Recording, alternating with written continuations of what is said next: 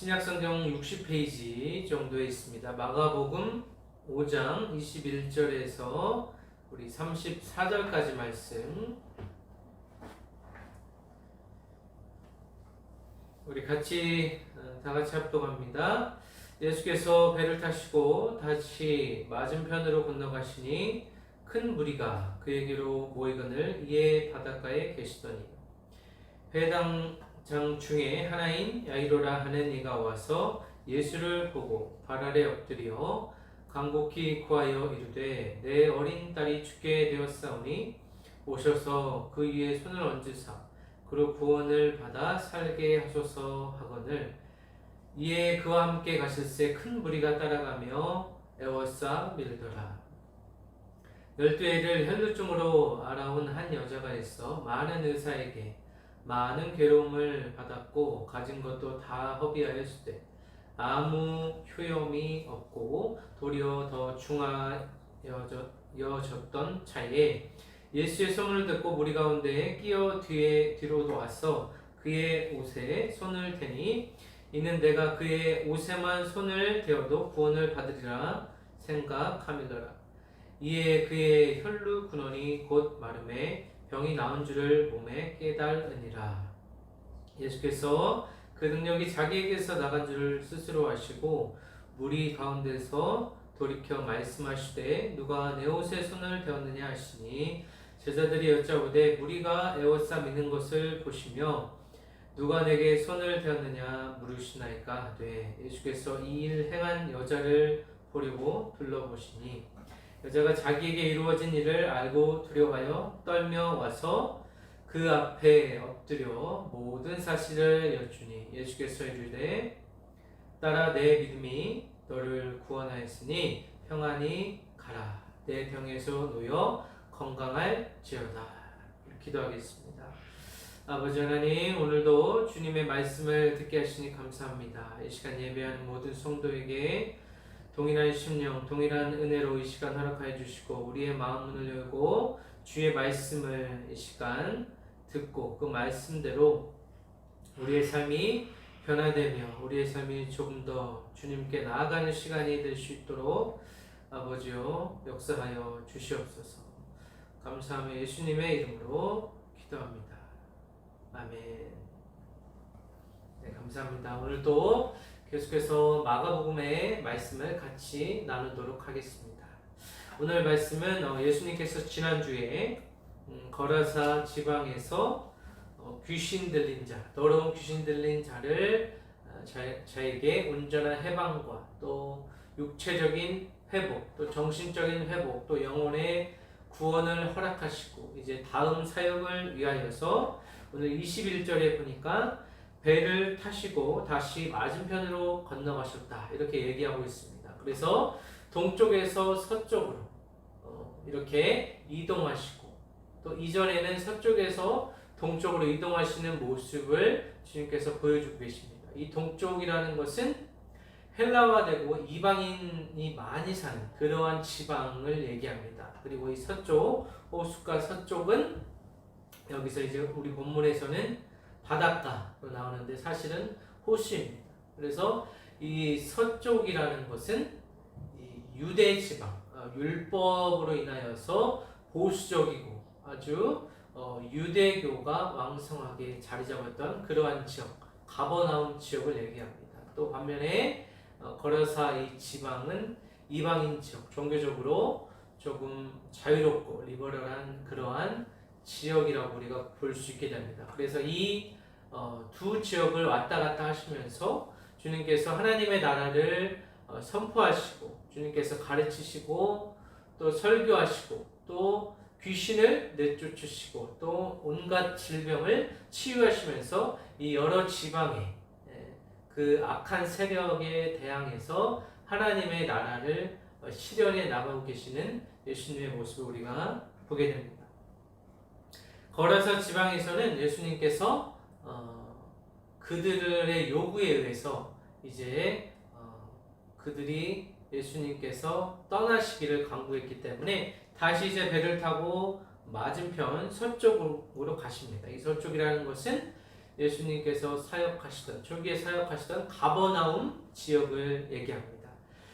이 지역에서는 큰 무리가 그에게 모였다. 21절에 하반절에 이렇게 얘기하고 있습니다. 그래서 거라사 지방에서는 예수님이 쫓겨나듯이 왔지만 다시 가버나움 지역에서는 예수님이 다시 환대받으시고 그 당시 예수님의 인기와 대중의 어떤 열정적인 그런 관심을 받았다고 볼 수가 있습니다.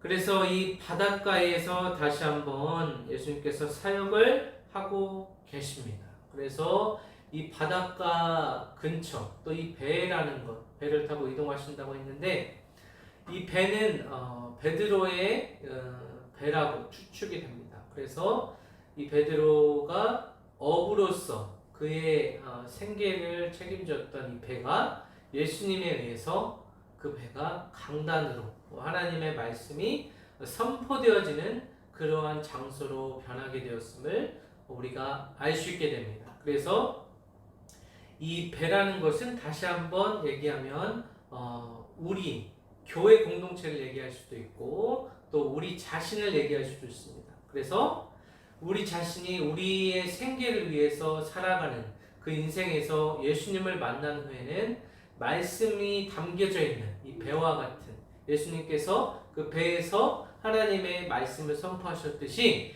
우리의 이 몸에서 우리 육체에서 하나님의 말씀이 흘러나와야 하는 것이 우리 그리스도인의 또 제자된 자로서의 삶이라고 볼 수가 있습니다. 이렇게 예수님께서 바닷가 근처에서 사람들에게 이렇게 사역을 하고 계시던 차에 22절에 보니까 회당장 중에 하나인 야이로라 하는 이가 와서 예수를 보고 발 아래 엎드렸다 이렇게 얘기하고 있습니다. 이 회당이라는 것은 원래는 성전이 있었습니다. 성전이 있었지만 이 로마의 침략에 의해서 성전이 무너지고 그 성전의 기능을 대신하는 것이 당시의 회당이었습니다. 교회의 역할을 하는 곳이었는데 그곳에서 말씀을 전하고 가르치고 사람들이 와서 그 말씀을 듣는 그러한 교회와 같은 역할을 하는 것이 당시의 회당이었습니다. 회당장이라는 것은 예배의 모든 질서를 유지하고 또 그 건물을 보수하고 관리하는 그러한 유대인의 지도자급 어떤 계층이었습니다. 그래서 회당장이라고 하면 상당히 높은 계급에 속했죠.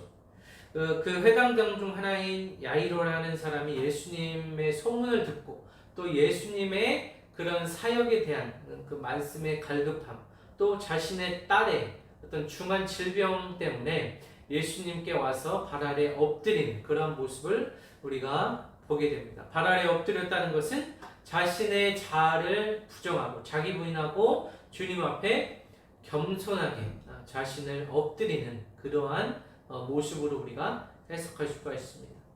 그렇게 야이로는 주님 앞에 엎드리고 23절에 보니까 간곡히 구하여 이르되 내 어린 딸이 죽게 되었사오니 오셔서 그 위에 손을 얹으사 그로 구원을 받아 살게 하소서 하거늘 하고 말하고 있습니다. 그래서 자신의 딸이 이제 곧 죽게 되는 중한 병에 처해 있었기 때문에 이 야이로라 하는 사람은 예수님께 간청하고 안수하여서 자신의 딸이 낫기를 바랬다라는 것입니다. 그래서 예수님은 그의 요청에 의해서 그와 함께 가시고 큰 무리가 따라가며 에워싸 밀더라 이렇게 얘기하고 있습니다. 당시에 많은 군중이 또 예수님이 행차하시는 그곳에 같이 따라다녔습니다. 그래서 야이로라는 이 회당장, 야이로라는 이름은 그가 비추신다, 또 그가 일으키신다라는 의미를 가지고 있습니다. 또 깨달음을 얻은 사람, 이러한 의미를 가지고 있습니다. 그 이름의 의미대로 그의 딸은 결국에는 소생케 되는 역사를 우리가 다음 주에 또 살펴보겠습니다. 오늘은 중점적으로 이 12해를 혈루증으로 알아온 여자가 있었다. 이 혈루증 여인에 대해서 중점적으로 같이 보도록 하겠습니다. 성경에서 이 12, 10이라는 숫자는 어떤 의미를 가지고 있느냐 하면 우리가 전에도 7이라는 숫자 이렇게 살펴보았는데 3이라는 하늘의 숫자, 완전한 이 숫자와 땅을 가리키는 이 4라는 숫자가 결합된 것. 3 곱하기 4는 이제 12가 되는데, 이렇게 하늘을 상징하는 3과 땅을 상징하는 이 4라는 숫자가 결합된 형태로 완전수, 또 하나님의 계획이 완성되었다.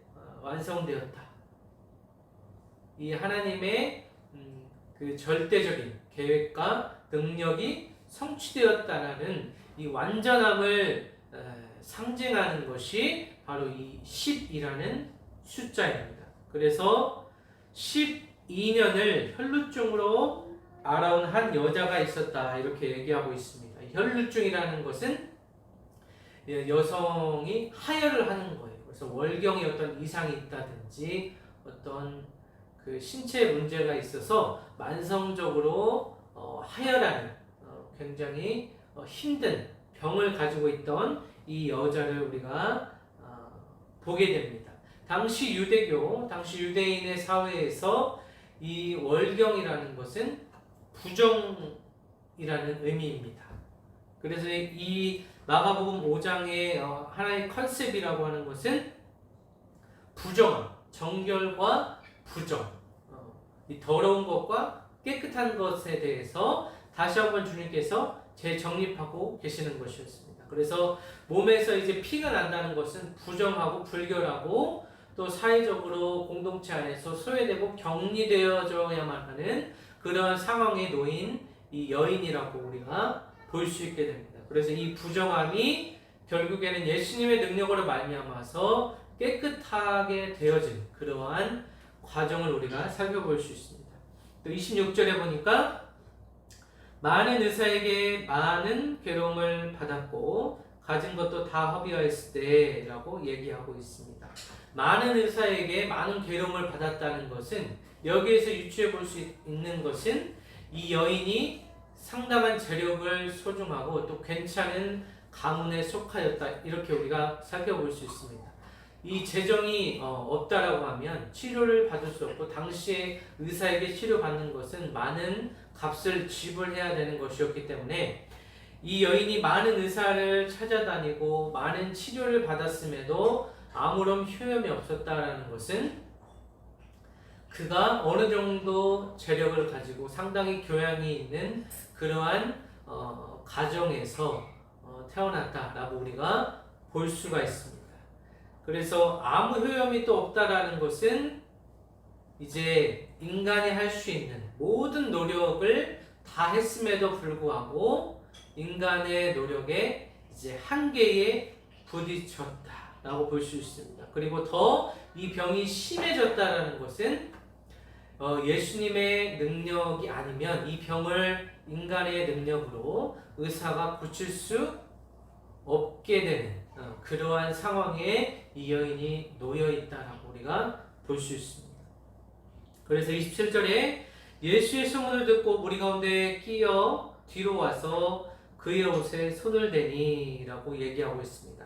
당시에 이 성인 여자가 성인 남자의 그 신체를 만지는 것도 마찬가지로 부정하고 불결하고 있을 수 없는 일이었습니다. 하지만 이러한 모든 사실을 알고 있음에도 불구하고 이 여인은 주님께로 나갔습니다. 왜냐하면 그는 그의 예수님의 옷자락을 만지기 위해서, 그 이유는 그 만짐을 통하여서 자신의 병이 나을 수 있을 것 같다라는 확실한 믿음을 소유하고 있었기 때문입니다. 그래서 28절에 이는 내가 그의 옷에만 손을 대어도 구원을 받으리라 생각함이로라, 이렇게 얘기하고 있습니다. 여기서 구원이라는 것은 1차적으로는 육체의 질병이 치유되는 것, 그리고 2차, 3차적으로는 이 정신이 완전히 정신적으로 회복되고 또 영적인 회복, 곧 구원을 의미하고 있습니다. 또 이렇게 이 여인이 생각하고 실제로 이 여인이 행동으로 옮겼습니다. 그 행동으로 옮기고 결단함에 따라서 혈루 근원, 이 병적인 원인이 곧 마름에 병이 나온 줄을 몸에 깨달았다. 이렇게 얘기하고 있습니다. 그래서 예수님의 옷자락을 만짐과 동시에 그의 믿음이 이 행동으로, 행위로 나타나는 그 시점에 하나님의 능력이 임하여서 의사도 고치지 못하고 그 많은 돈과 그 재산을 투자했음에도 불구하고 그 병이 치유받지 못하였는데 하나님의 능력으로, 하나님의 은혜로 그 여인의 질병이 완전하게 그 하혈하는 것이, 그 피가 멈추고 그 질병이 완전하게 회복되고 온전하여짐을 우리가 보게 됩니다. 예수님께서는 그 사실을 아시고 자기에게서 능력이 나갔다고 알고 계시고 스스로 아시고 무리 가운데 돌이켜 그 수많은 사람들이 있는 가운데 예수님께서 이렇게 말씀하십니다.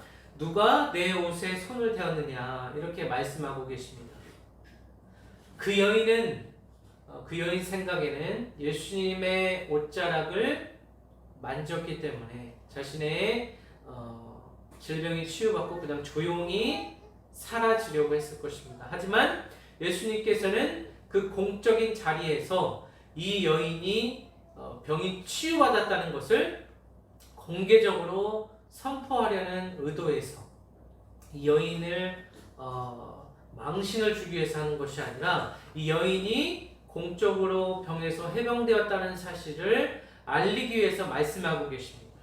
하지만 이 제자들의 반응을 보면 제자들이 여짜오되 무리가 에워싸 미는 것을 보시며 누가 내게 손을 대었느냐 물으시나이까 하되 여기에서도 제자들의 무지함이 나타나고 있습니다. 예수님께서는 자신의 능력이 나갔고 그 공개적인 자리에서 여인의 질병이 나았다는 것을 공개적으로 선포하고 그 여인이 그 질병에서 해방되고 다시 그 사회 안으로 공동체 안으로 그 여인이 들어가서 정상적인 삶을 영위할 수 있도록 하기 위함이었는데 이 제자들이 생각할 때 이성적으로 봤을 때 수많은 사람들이 에워싸 가는 도중에 예수님의 신체를 만진 사람들 또 부딪힌 사람들이 많았기 때문에 그 수많은 사람이 있는데 어떻게 단정지어서 누가 예수님의 신체를 만졌다고 얘기하십니까? 이렇게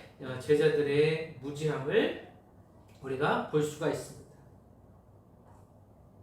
예수님께서 또 32절에 보니까 이 일 행한 여자를 보려고 둘러보시니 여자가 자기에게 이루어진 일을 알고 두려워하며 떨며 와서 그 앞에 엎드려 모든 사실을 여쭈었다. 이렇게 말하고 있습니다. 그래서 예수님은 그 여인을 단번에 알아보시고 그 여인에게 다가가십니다. 그래서 그 예수님과 이 여인의 인격적인 만남이 성취되는 것입니다.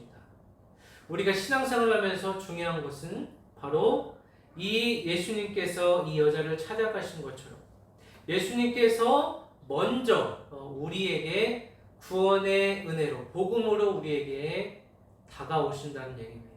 그래서 불신자였던 우리의 삶에 예수님이 다가오셔서 이 복음의 말씀을 우리에게 전해주시고 우리는 그것을 받아들이고 또 그 말씀대로 살아가려고 노력하는 그런 예수님과 인격적인 만남이 반드시 있어야 된다는 것입니다. 이것이 신앙생활이고 이것이 곧 그리스도인의 삶이라고 우리가 볼 수 있습니다. 그래서 이 여자는 자기가 부정한 가운데 많은 사람들이 있다는 것 자체에 두려움을 가지고 있었고 또 예수님의 신체 이 옷자락을 만졌다는 것 이것 자체가 자신에게는 어떤 부끄러움이 되었습니다. 그래서 이 여인은 두려움에 떨고 있었다라는 것입니다.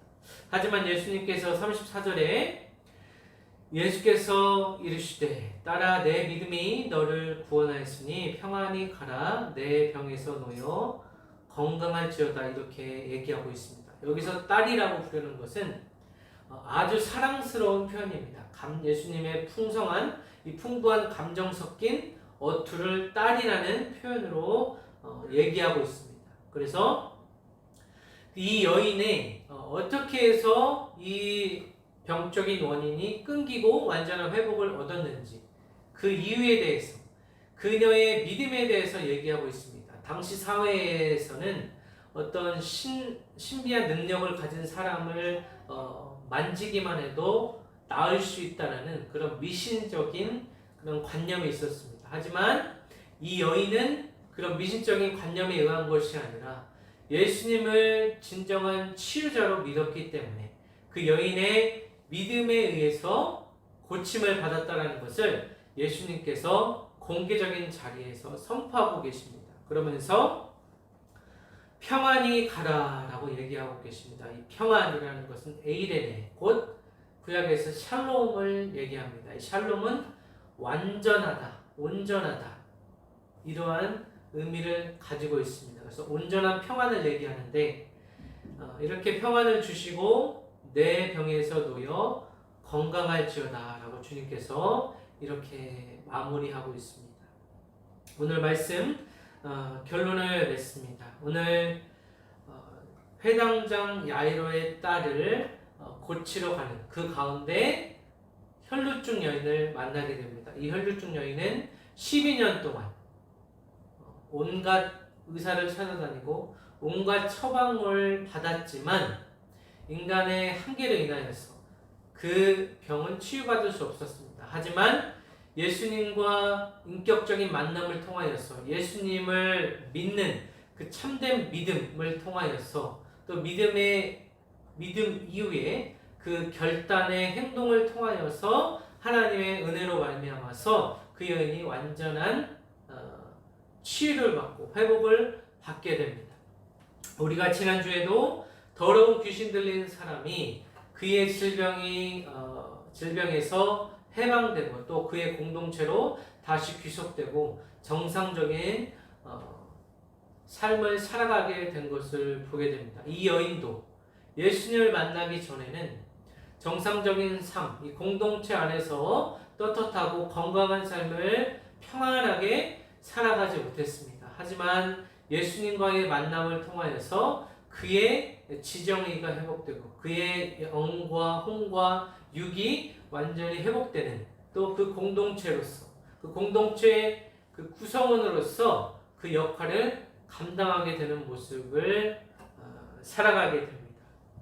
그리고 이 전해오는 이야기에 의하면 이 여인이 예수님의 그 십자가 사역 끝까지 예수님을 따르며 또 수종하고 수종들고 예수님의 제자가 되었다는 그러한 전해오는 이 구전도 있습니다. 그래서 이 여인이 예수님의 제자가 결국에는 되었다는 것이죠. 그래서 우리도 우리의 인생을 보면 예수님을 믿기 전과 예수님을 또 만나고 예수님과의 만남 이후의 삶이 완전히 변화가 되어야 한다는 것을 우리가 오늘 본문에서 알 수 있습니다. 그래서 우리 삶에 평안이 없다면 우리 안에 근심과 걱정으로 잠 못 이루고 우리의 삶이 일상이 만약에 무너져 있다면 이것은 예수님의 초청이라고 볼 수 있습니다. 다시 한번 우리는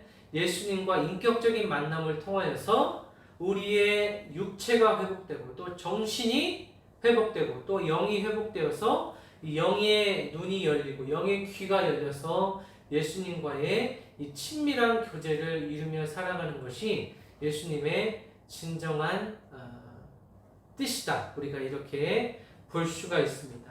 오늘 마지막 구절 보면 딸아 내 믿음이 너를 구원하였으니 평안히 가라. 내 병에서 놓여 건강할지어다. 이 말씀이 곧 우리에게 주시는 말씀이라고 생각합니다.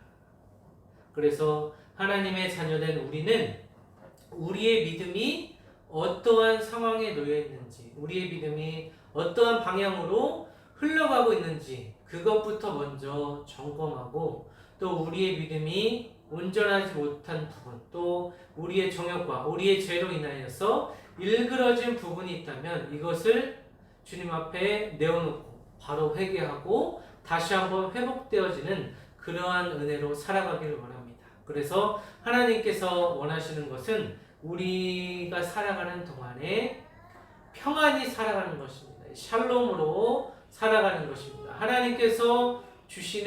이 평안의 은혜로 살아가는 것이 예수 그리스도의 뜻이라고 볼 수 있게 됩니다. 그래서 지난주에도 마찬가지고 이번 주에도 마찬가지고 이 부정함에서 정결함으로 이 더러운 곳에서 거룩한 자로 거듭났을 때에 그 이후의 삶은 예수님께서 책임지시고 또 예수님께서 우리의 삶과 함께 동행하시기 때문에 우리는 더 이상 걱정할 것 없고 주님께서 주시는 이 진리 되시는 예수님 안에서 참 평안과 자유를 누리며 살아가는 것이 하나님의 뜻이고 그분의 제자로 또 그리스도인으로 성도로서 살아가는 그러한 발걸음이 될 것입니다. 이번 한 주도 평안히 가라 라는 주님의 말씀을 기억하시면서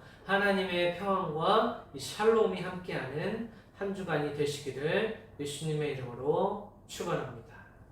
우리 기도하겠습니다.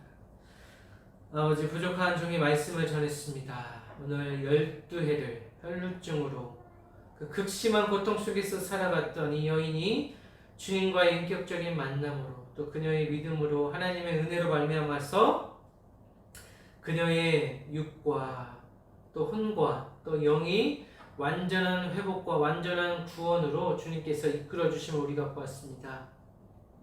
우리의 삶도 우리가 아직은 연약하고 부족하고 날마다 죄 가운데 살아가고 있지만 하나님 아버지의 은혜로 또 우리의 믿음의 결단으로 말미암아서 또 이 땅을 주님께서 주시는 평안으로 살아가기를 원합니다. 주님께서 원하시는 그 뜻을 구하며 날마다 그 뜻을 묵상하며 우리 안에 모든 더러움을 회개하고 또 거룩한 자로 하나님께서 의롭다 칭하신 자로 살아갈 수 있도록 도와주시옵소서. 감사드리며 예수님의 이름으로 기도합니다. 아멘.